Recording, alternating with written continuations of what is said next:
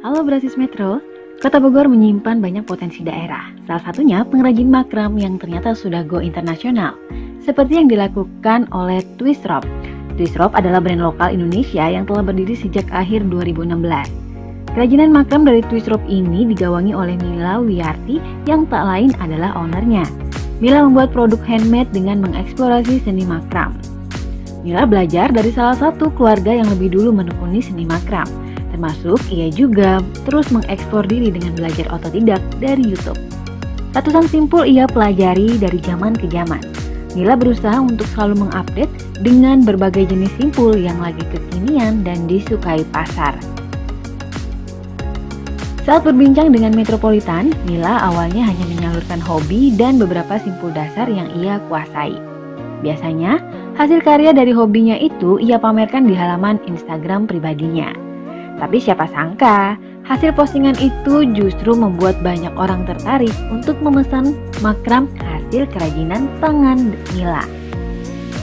Singkat cerita, tanpa modal yang besar dengan teknik perputaran uang pendapatan, hingga saat ini Mila bisa merubah hobinya menjadi sebuah usaha menjanjikan. Mila bekerja sama dengan brand dari luar negeri hingga kerajinannya berhasil sampai ke New York dan juga California. Wah, keren banget. Menurut Mila, kerajinan makram ini termasuk kerajinan yang ramah lingkungan karena menggunakan bahan tanpa limbah, ramah lingkungan, dan juga pastinya bebas plastik seperti benang katun, rami, atau serat alam. Berbagai hasil kerajinan tangan diproduksi oleh Twistrope seperti gantungan pot, tas, dan berbagai bentuk sarung bantal, gantungan kunci, hingga dekorasi dinding. Dengan pesanan yang banyak, Mila pun memberanikan diri untuk membentuk sebuah PT yang dinamai PT Simpul Tali Indonesia dengan legalitas usaha yang bersertifikat. Mila memasarkan hasil kerajinan tangannya dengan mematok harga mulai dari 15.000 sampai ada yang 2 juta. Mila biasanya memamerkannya melalui beberapa platform seperti Instagram @Twistrope. Nah, buat kamu yang pengen tahu atau pengen punya produk seni makram dari Twistrope, bisa langsung cek ke IG-nya. Semoga bermanfaat. Nama saya Mila Wiyarti, biasa dipanggil Mila. Saya pemilik atau owner dari brand Twistrope. Oke. Untuk brandnya sendiri yang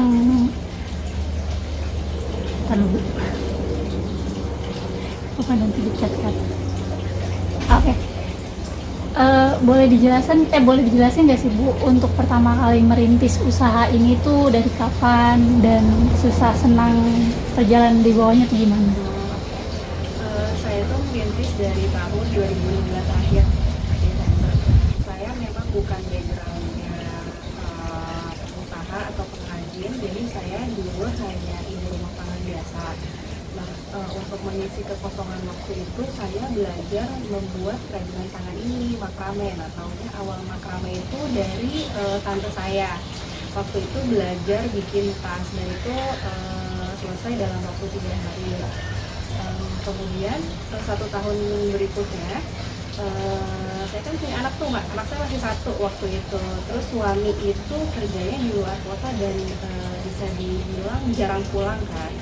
Nah, untuk mengisi kekosongan waktu saya itu saya belajar bikin makrame hanya untuk sekedar hobi aja tadinya, nggak ada niat untuk dijual. Kemudian saya posting di Instagram pribadi. Nah, 2 minggu kemudian saya dapat pesanan tali gantungan pot. Nah, dari situ saya melihat ada peluang bisnis. Wah, boleh nih sepertinya dijadikan bisnis yang serius gitu. Nah, itulah awal mulanya tercipta si brand Twistrope ini. Itu awal pesanan di tahun berapa? Tahun 2016. Oh, masih di tahun 2016 ya? 2016. Pertama belajar langsung bikin tas? Pertama belajar itu bikin tas, tapi bahannya beda. Kalau dulu itu masih pakai tali kur. Kalau sekarang pakai tali katun. Oke. Dari perbedaan bahan itu ada kesulitan tersendiri ya? Ada pasti. Kalau tali kur itu dia kan sifatnya dari plastik ya. Jadi untuk nyambungnya itu gampang, tinggal dibakar aja. Nah kalau tali katun, kalau kita salah perhitungan itu susah untuk disambung talinya gitu. Jadi tingkat kesulitannya kalau tali katun itu pasti jauh lebih sulit daripada si tali tua. Oh, karena nggak bisa disambung dengan dibakar ya. Berarti dari 2016 akhirnya ibu mutusin untuk buka sendiri tuh gimana tuh? Setelah dapat orderan yang pot tadi atau gimana? Ya, dulu itu di tahun 2016 jujur aja saya nggak punya modal kan. Ngeliat ada orang yang minat untuk order tali gantungan pot, itu saya dulu modalnya itu hanya sekitar 100.000 bikin beli si benangkurnya yang kiloan. Kalau open PO itu kan si customernya otomatis DP dulu kan ke kita. Nah si DP itu yang kita beliin bahan terus diputer gitu loh Mbak. Oke. Digulung-gulung profit gitu sampai sekarang. Itu berarti awalnya dari situ ya? Dari open PO. Oke. Sampai akhirnya sekarang boleh tahu nggak Bu? Maksudnya berarti ibu kan kerjanya masih sendiri kayak masih soloan gitu untuk order-orderan yang ibu terima atau udah ada karyawannya nih? Oke. Kalau untuk di tahun 2016 itu saya ngerjain full semuanya sendiri. Tapi kalau untuk sekarang kita udah ada mitra kerja yang membantu kita memberdayakan masyarakat sekitar, khususnya perempuan ya, kaum ibu-ibu rumah tangga. Dari tahun 2019 kita itu udah bekerja sama dengan Dinas Pemberdayaan Perempuan dan Anak. Kita sudah melatih kurang lebih 6 kelurahan. Di 6 kelurahan di Kota Bogor, totalnya mungkin sekitar 50 orang lebih ibu-ibu yang sudah kita berdayakan. Nah, diberikan pelatihan keterampilan makrame. Nah, mereka yang udah bisa itu kita rekrut menjadi tim produksinya lah, pengrajinnya di stok gitu. Oke. Berarti untuk saat ini yang udah ibu rekrut benar-benar pure menerima kerjaan dari ibu itu ada berapa orang? 50 orang tadi? Atau? Totalnya lebih dari 50 orang, tapi dari 50 orang itu kan setiap orang itu punya expertise-nya masing-masing Mbak. Jadi kalau si ini tuh bisanya ini gitu kan, jadi kita kasih kerjanya juga. Kalau ini tas hanya untuk ini, dia mengerjakan tas aja gitu. Kalau dekor ini gitu. Kalau yang udah bener-bener expert itu sekitar 10 orang ya. Dia bisa mengerjakan semua hal. Semua ya? Semua item? Iya, semua. Boleh dijelasin nggak Bu untuk hasilnya sendiri dari makrame itu ada apa aja sih? Oke. Kalau dari makrame itu sebetulnya pengaplikasiannya tuh banyak ya, mulai dari home decor sama fashion. Nah sejauh ini untuk produk yang udah kita produksi itu ada wall decor biasanya seperti ini, terus ada ini pillow cushion ya atau sarung bantal, terus ada gantungan kunci, ada kalau fashionnya sih kayak tas-tas summer bag seperti ini. Oke. Tapi dari masing-masing item berarti ada kesulitannya masing-masing? Tentu ada. Tekniknya sendiri ibu pelajarin dari yang pembelajaran pembuatan tas pertama kali itu aja atau memang setelah itu ada pembelajaran lagi di luar? Tentunya ada pembelajaran lanjutan lagi Mbak. Pertama kali tahu makrame kan hanya dari satu orang ya. Nah terus saya improvisasi itu memanfaatkan kecanggihan teknologi alias nonton YouTube Mbak. Jadi saya belajar ngulik untuk berbagai macam tipe-tipe jenis simpul itu dari YouTube gitu. Berarti secara nggak langsung otodidak juga ya? Bisa dibilang. Otodidak. Terus kalau dari tadi kan sempat disinggung sudah bergabung sama Asosiasi Perempuan dan Anak ya, makanya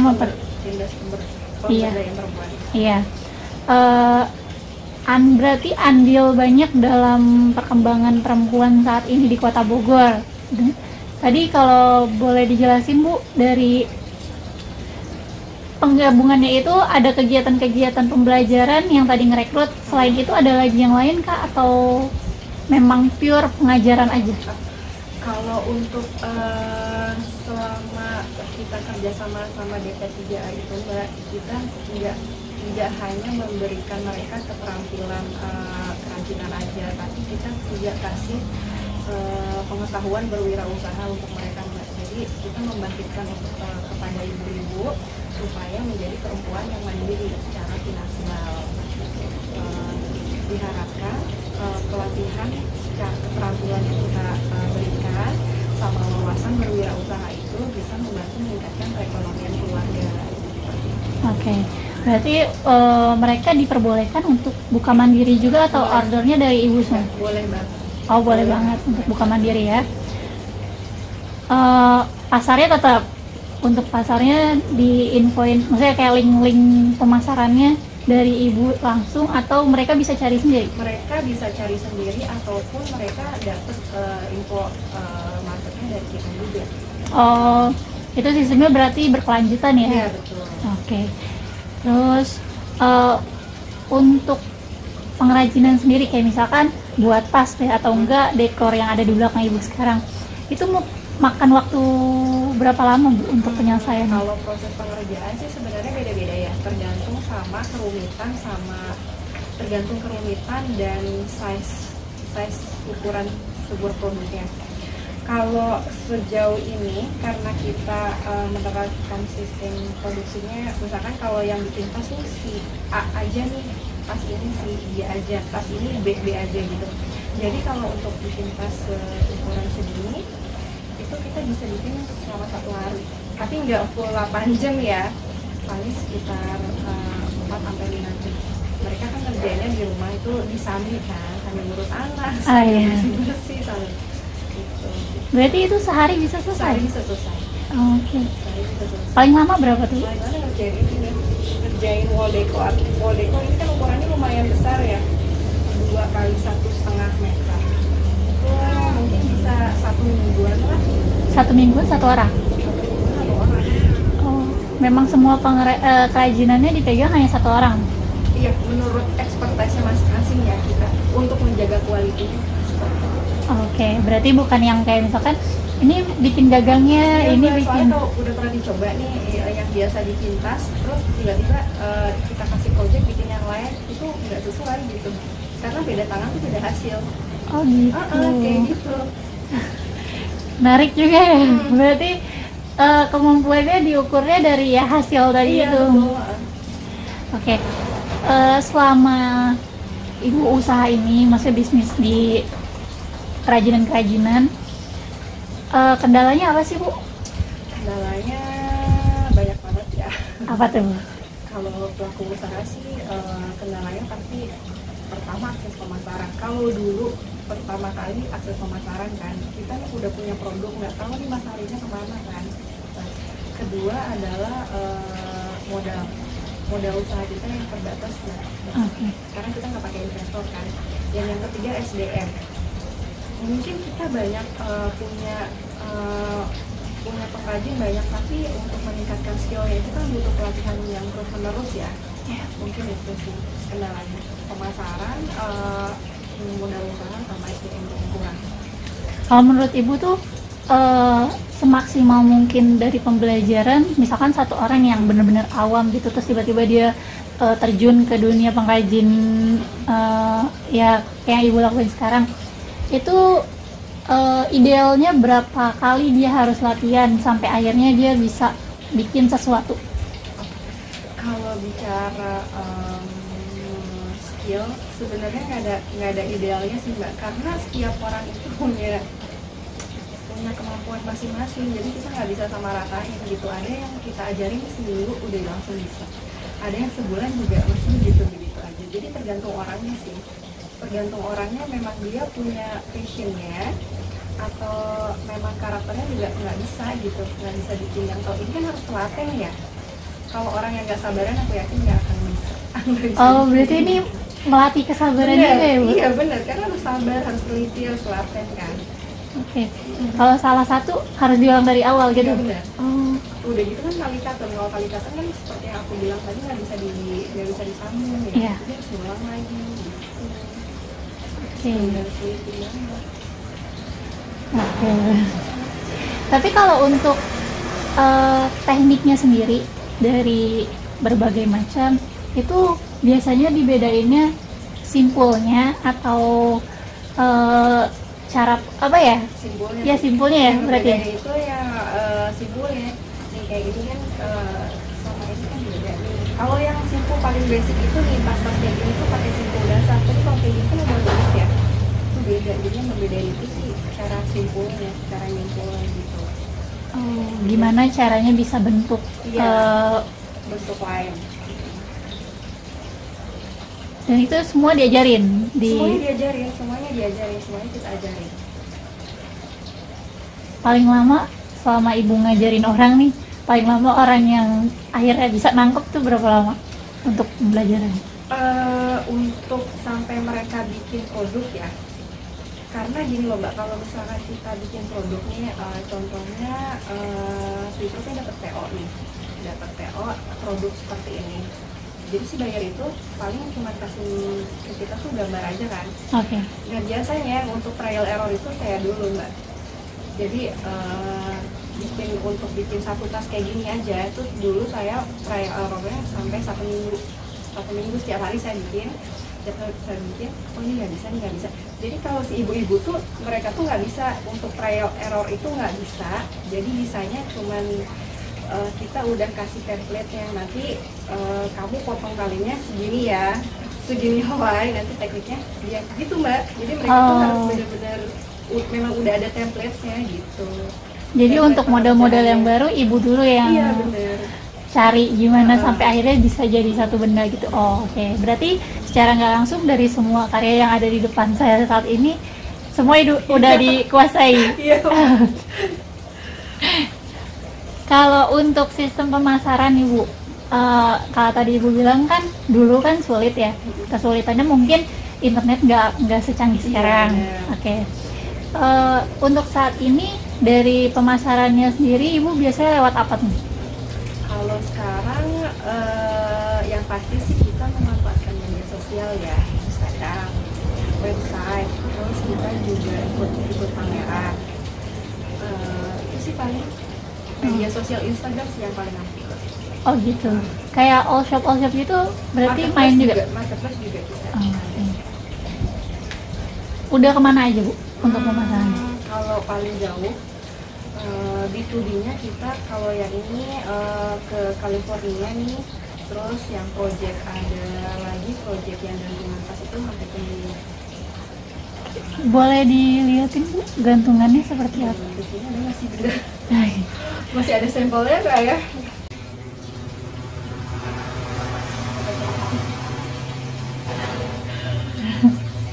Oke Bu, boleh dijelasin nggak sih Bu untuk pengirimannya gitu? Kalau tadi kan Ibu udah jelasin pemasarannya melalui apa platform apa aja. Untuk produknya sendiri udah sampai mana nih? Kira-kira sejauh mana Ibu udah ngirim? Kalau untuk produknya sampai sejauh mana kita udah ekspor Mbak dari tahun 2019. Jadi kita ada dua kerjasama sama dua brand luar. Yang satu itu Bruna.co lah. Bruna itu memang brand fashion yang berbasis di La Jolla, California. Kita tuh sering banget ekspor kayak tas-tas summer bag kayak gini. Tas-tas summer bag kayak gini. Sama satu lagi ada brand namanya Desak.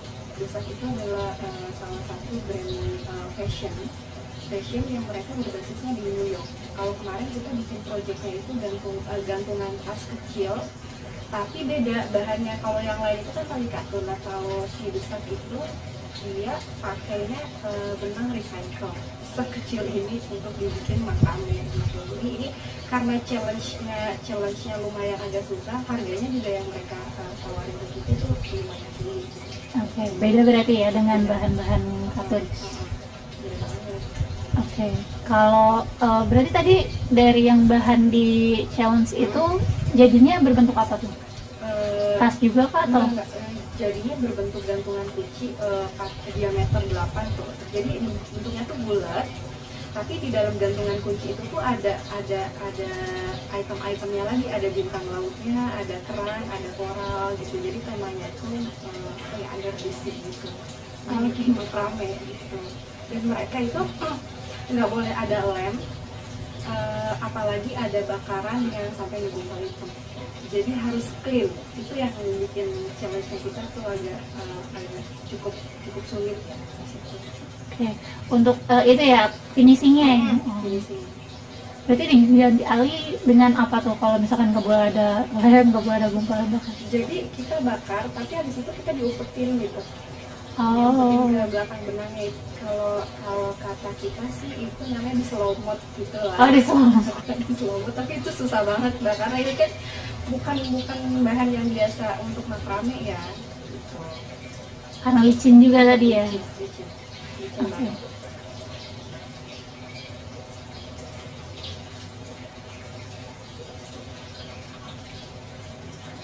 Boleh gak sih Bu, kita udah ngomong panjang lebar nih, boleh di spill gak sih untuk harga-harganya gitu dari per item yang Ibu jual?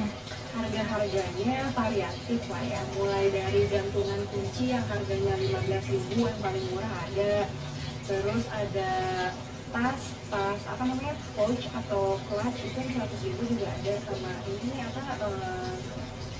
pillow cover itu 150.000. Kalau tas ini itu mulai dari 200 sampai 350.000. Kalau yang paling mahal ini sih Berapa tuh? 2 juta. 2 juta.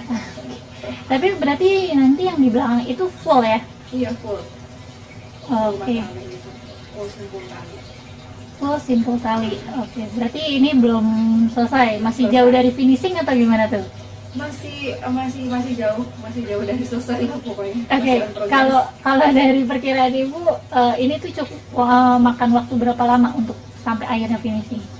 Kalau dikerjain setiap hari itu 3 hari juga udah selesai Mbak. Tapi karena ini banyak distraction ya, banyak gangguannya, jadi belum selesai gitu.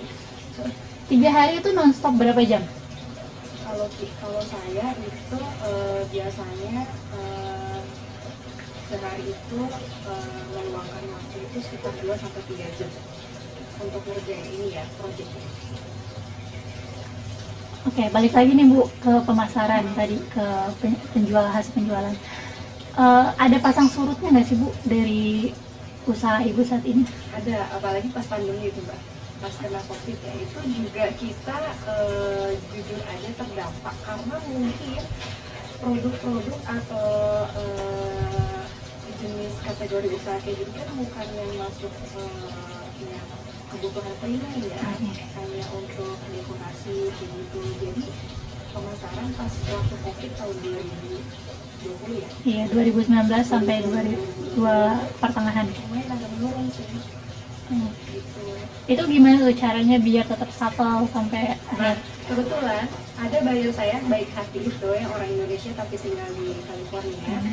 Dia itu switch strategi bisnisnya, kita bikin masker. Tapi maskernya itu masker organik. Jadi kainnya itu dari kain katun bambu, kita produksi sendiri. Kebetulan kita juga bisa produksinya nggak tercelupan. Dari katun bambu terus dicelup sama pewarnaan alam sama kita. Jadi kita produksi masker organik kok gitu.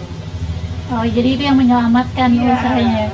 Tapi sampai sekarang masih tetap berjalan atau gimana tuh untuk masker? Kalau maskernya itu udah enggak. Kita balik lagi ke bisnis yang awal, kita produksi ke fashion week. Tapi beda modelnya.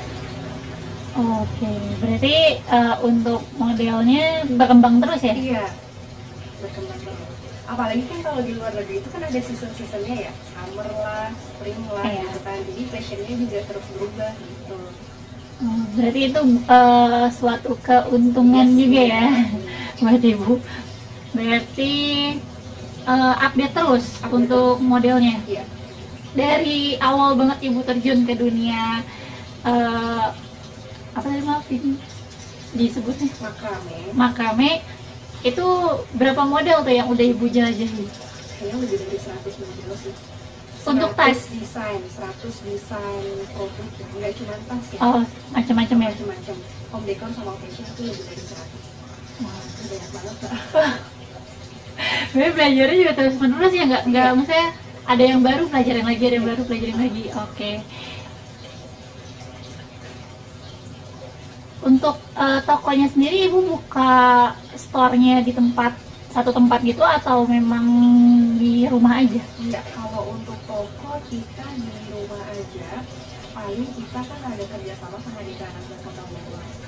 Oke. Kita ada di galeri 100% Bogor Pisan. Sama toko online sih paling di Pasar Mis. Oke, berarti bukan yang punya store di mana gitu, terus atau enggak buka cabang? Enggak. Palingan kalaupun itu juga kita paling supply gitu mbak, tapi itu belinya putus ya, beli putus ke toko Karisma. Asia Garment Aksesoris, kalau nggak tahu toko Karisma yang ada di Pantai Civis itu supply-nya, tapi bukan produk makramenya tak, ini ya kalitaturnya, kita supply-nya ke sana. Oke, jadi memang sistemnya gitu ya. Untuk kalau yang putus itu maksudnya beli terus setelah itu jadi kalau Civis Rock ini tuh selain produksi produk kayak gini, kita juga jual kebutuhannya mbak, ya kalitaturnya, kita jual benangnya. Nah kalau ke toko-toko itu kita jadi suppliernya gitu. Oke. Supplier untuk kebutuhan makanannya gitu. Tapi kalau produknya belum ada sih di toko-toko mana. Kita lebih fokusin ke penjualan online. Oke. Harapannya apa nih? Maksudnya ini kan udah berjalan bertahun-tahun ya sebenarnya. Cuman kayak tadi Ibu bilang udah ada pasang surutnya juga. Harapan dari Ibu sendiri tuh kedepannya untuk bisnis Ibu tuh seperti apa sih? Harapannya kalau saya pengennya TikTok ini tuh bisa memberdayakan banyak masyarakat, terutama ibu-ibu lah, gitu kan, supaya mereka bisa merasakan manfaatnya, bisa mandiri, bisa meningkatkan perekonomian keluarga juga. Dan harapan untuk toko Ibu sendiri bisa keluar negeri ke negara lain kah atau gimana tuh? Iya, saya nggak mau berpuas cuma di dua wilayah aja, tapi semoga TikTok bisa menduniakan makrame dan memakramekan dunia. Iya mbak. Amin. Oke. Berarti itu harapannya untuk step by step, maksudnya kayak